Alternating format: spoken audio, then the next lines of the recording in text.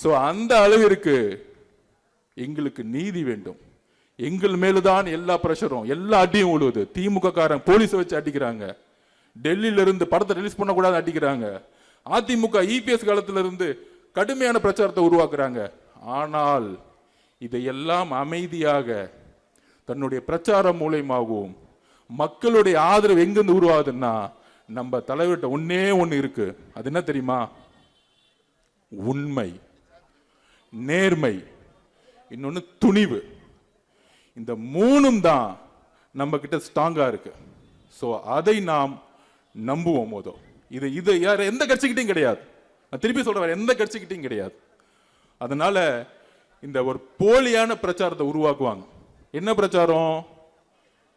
இப்ப சொன்னாங்களே பாருங்க, கரூர்ல அவர் ஷூட்டிங் நடத்தினாரா?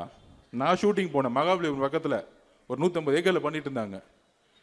அவர் கிளம்பி வாங்கன்னு சொன்னா 10 நிமிஷத்துல 50,000 பேர் வந்து நிப்பாங்க.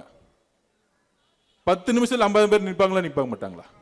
அப்ப கரூர்ல பிரச்சாரம் போன்ற இடத்துல ஷூட்டிங் எடுத்தான்னு ஒரு பொய்யான தகவலை பரப்பி நம்மளுடைய உறவுகளை இழந்து 41 உலகங்கள் இருந்து இன்றைக்கும் வருத்தத்தில் இருக்கும். அவங்களை அசிங்கப்படுத்தக்கூடிய செயலை இந்த அரசியல் செஞ்சுக்கிட்டு இருக்கு. அதை நாங்கள் தூக்கி எறிவோம். மக்களே தூக்கி எறிவாங்க. அதை யார் உருவாக்குனதுன்னு தெரியும். அதுக்கு தான் போயிட்டு வந்தார் செந்தில் பாலாஜி என்குறிக்கு. உண்மைகள் தெரியும். நாளைக்கு ஒரு நாள் எல்லா உண்மைகளும் தெரியும். கரெக்டான நீதிமன்றமும் கரெக்டான ஒரு ஆபீசரும் வருவாங்க, வராமலாம் இருக்க மாட்டாங்க. உண்மை எப்பொழுதும் ஜெயிக்கும். அதை நாங்க நம்புறோம். எப்பயுமே நாங்கள் உண்மையை பக்கம் நிக்கிறோம். அந்த உண்மை எப்பொழுதும் ஜெயிக்கும். அண்ணாக்கு அப்புறம் கலைஞர் உருவானார். அது எம்ஜிஆரும் கூட இருந்தார். கலைஞர் தவறு செய்யும் பொழுது, கலைஞர் குடும்ப ஆட்சி ஏற்படும் பொழுது, கலைஞர் ஊழல் செய்யும் பொழுது, கலைஞர் கொடுமையான ஆட்சி செய்யும் பொழுது, கலைஞர் ஜனநாயகத்துக்கு எதிரான ஆட்சி செய்யும் பொழுது எம்ஜிஆர் உருவானார். எம்ஜிஆர் ஜெயிக்க முடியுமான்னு கேட்கும் பொழுது, காலமும் நேரமும் இயற்கையும் மக்கள் ஒரு தலைவனை உருவாக்குவார்கள். ஆனா அவர்கிட்ட உண்மை இருக்கணும். அப்படிதான் எம்ஜிஆர் உருவாக்குனாங்க. உடனே எம்ஜிஆர் போயிட்டாரு. எம்ஜிஆர் போயினோடனே உங்களுக்கு எல்லாம் தெரியும், ஐயோ அவ்வளவுதான், அதிமுக முடிஞ்சிச்சு, தமிழ்நாட்டில் இனிமேட்டு இந்த குடும்பம் மட்டும்தான், கலைஞர் தான் எல்லாம் அப்படின்னு வீர் நட போட்டாங்க எல்லாரும். அந்த அம்மா கடுமையா உடல் மொழியிலையும் அசிங்கசியமா பேசினாங்க. நீங்க எல்லாம் பார்த்திருப்பீங்க, பெண்களுக்கு தெரியும். அசிங்கசியமா இவன் கூட இருந்தாங்க, அவன் கூட இருந்தாங்க, உருவம் எப்படி, சேலையை பிடிச்சி இழுத்தாங்க, அடிச்சாங்க, சட்டத்தை போனா. ஆனால் மக்கள் ஒரு வலுவான தலைவரை உருவாக்குனாங்க இந்த குடும்பத்துக்கு எதிராக. அதுதான் அம்மா. அந்த அம்மா தான் ஆர்கே நகர்ல நின்று வெற்றி பெற்றாங்க. அந்த அம்மாவை ஜெயிக்க வச்ச மண் இது. அதான் சொன்னேன் இந்த மண்ணுன்னு. அப்புறம் அந்த அம்மா இறந்துட்டாங்க. இறந்த பிறகு ஐயா இபிஎஸ் அவர்கள் வந்தாரு.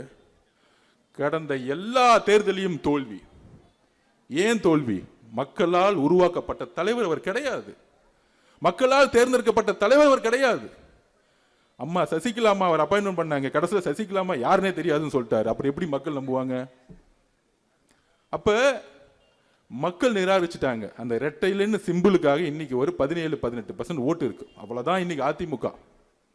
நம்ம லேட்டஸ்டா எடுத்த சர்வேல திமுகவோட நம்ம 2% அதிகமா இருக்கும் இன்னைக்கு. இதுதான் உண்மை. அதான் பயம் உங்களுக்கு. அதிமுக 3ஆவது இடத்துக்கு போயிருச்சு. அதனாலதான் விமர்சனம் தலைவர் விஜய் மேல பயங்கரமா. யாரு? 3 பேர் ஒண்ணு சேர்ந்துட்டாங்க, திமுக, அதிமுக, பிஜேபி. இப்ப 3 பேரும் ஒன்று சேர்ந்து ஒருத்தர் எதுக்குறாங்க. அந்த 3 பேர் யாரு தெரியுங்களா? அந்த 3 பேர் கூட எத்தனை கூட்டணி இருக்கு? இது தமிழக வரலாற்றிலே நடந்ததில்லை. ஐயா எம்ஜிஆர் அவர்கள் கூட கம்யூனிஸ்ட் இருந்தாங்க. டெல்லி கூட நீ சப்போர்ட் பண்ணுச்சு இன்டைரக்டா. ஆனால் இன்னைக்கு ஒரு ஆள், ஒரு கட்சி, ஒரு சாமானிய கட்சி, இளைஞர்கள் ஒட்டுமொத்தமா நிக்கிறாங்க. யார் எதிர்த்து? திமுக கூட 26 கட்சி கூட்டணி. ஸ்டாலின் சார் பதறார். நேற்று ஏதோ ஒரு அம்மா திடீர்னு வந்து நம்ம கட்சிக்கு வந்து திட்டிட்டு போச்சு. பார்த்தா திடீர்னு அந்த அம்மாவை கூப்பிட்டு பக்கத்துல நிக்க வச்சு சால்வை போட்டுட்டு இருக்காரு. எவ்வளவு பயம் பாருங்க ஸ்டாலின் சாருக்கு. யார் யாரெல்லாம் திட்டுறாங்களோ முதலமைச்சரை பர்சனலா பாக்குறாரு நம்ம தலைவரை. அப்ப அவருக்கு எவ்வளவு பயம். ஒரு பயம் இருந்தா இந்த மாதிரி எல்லாம் செய்வாங்களா? ஒரு முதலமைச்சர் ஸ்டேஜ்ல இருக்காங்க, ஒரு யூடியூப்ல பேசுறவங்களை கூட்டிட்டு போய் ஒரு சால்வையா போட்டு வாங்க வாங்க வாங்க வாங்க விஜய் சாரை திட்டீங்களா? அப்ப திமுக நீங்க திமுக இப்ப திமுக சேரணும்னா ஒன்னே ஒண்ணுதான், நம்ம அண்ணன் விஜய் அண்ணன் நீங்க திட்டுனீங்கன்னா ஒரு 10 லட்ச ரூபா கொடுத்து வாங்கன்னு சால்வை போட்டு கூட்டிட்டு போயிடுவாங்க. அவ்வளவு ஒரு கேவலமா கட்சியை மாறிடுச்சு திமுக இன்னைக்கு. அண்ணா எப்படிலாம் உருவாக்குனார், கடமை, கண்ணியம், கட்டிப்பாடு, சமூக நீதி, இருமொழிக்குள், இதெல்லாம் எனக்கு உண்மை தெரியாது. நீ திமுக பத்தி சமூக நீதினா என்னன்னு தெரியுமா? சமூக நீதியா? சமூக நீதிலாம் தெரியாது. கான்ட்ராக்டர், கமிஷன், உனக்கு எவ்வளவு வரும் எனக்கு எவ்வளவு சொல்லுன்னு சொல்லிட்டு போயிட்டே இருப்பான். இதை தவிர ஒண்ணுமே தெரியாது. நம்ம சம்பத்தண்ண பேசுற மொழியில இன்னும் புரியவே புரியாது அவங்களுக்கு.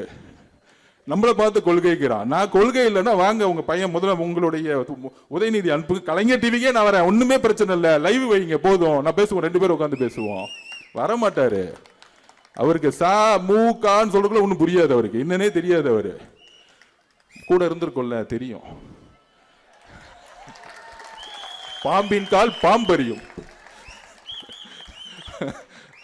நம்ம பாம்பு இல்ல, ஆனா இந்த கூட இருக்கும்போது தெரியும் நீங்க என்ன பண்ணுவாங்கன்னு. அப்ப இன்னைக்கு இருக்க என்ன சூழ்நிலையில இருக்கிறோம், நம்மளை பார்த்த உடனே நம்மளை மைண்ட் எல்லாம் இது பண்றாங்களாம். அது என்ன திமுக 26 கட்சிப்பா, என்னப்பா தனியா திமுக. அதுக்குதான் நான் அன்னைக்கே சொன்னேன், அந்த பிகிலு படத்துல ராயப்பன் கேரக்டர்ல அப்படி போகும்போது அண்ணா தனியா மாட்டிக்கிட்டாருண்ணே தொக்கா அப்படின்னு. தனியா வர்றதே உங்களை போட்டு அடிக்கிறதுக்கு தான்டா.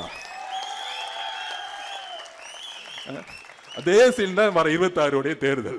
நீ 26 பக்கம் பேர் ஒன்னா நில்லு. அந்த 26 கட்சி கூட்டணி எப்படி நம்ம சொல்லணும்ல இன்னைக்கு. அதுல நம்ம யாருமே குறைச்சு சொல்ல. அதுல இன்னைக்கு 26 கட்சி கூட்டணி எப்படி இருக்குன்னு பாத்துக்குவாங்க. திராவிட இயக்கத்தின் தமிழ் தேசியத்தின் போர்வால் அண்ணன் வைகோ அவர்கள் 4 சீட்டு. திமுக எந்த அளவிற்கு தலைவர்களை அசிங்கப்படுத்தி ஏமாத்தி துரோகம் பண்றான்னு பாருங்க. 5 வருஷம் ஒன்னா இருந்துட்டு கரெக்டா நாமினேஷன் பண்றது 1 வாரத்துக்கு முன்னாடி கூட்டணியை கூப்பிட்டு பேசி 4 சீட்டா, அதுல 3 சீட்டு உதயசூரியனா, 1 சீட்டு மதிமுக சிம்பிளாம். இது என்னடா குழப்பமான ஒரு கூட்டணி. இந்த ஒரு படத்துல சொல்லுவாங்களே 40+30 இல்ல 42+28 இந்த மாதிரி. அது என்னடா 1 சீட்டு மதிமுக 3 சீட்டும் திமுக. அப்ப அந்த கட்சிக்கு சுயம் ஒரு இதுவே இருக்க கூடாதா? அவங்களுக்கு செல்ஃப் ரெஸ்பெக்டே இருக்க கூடாதா?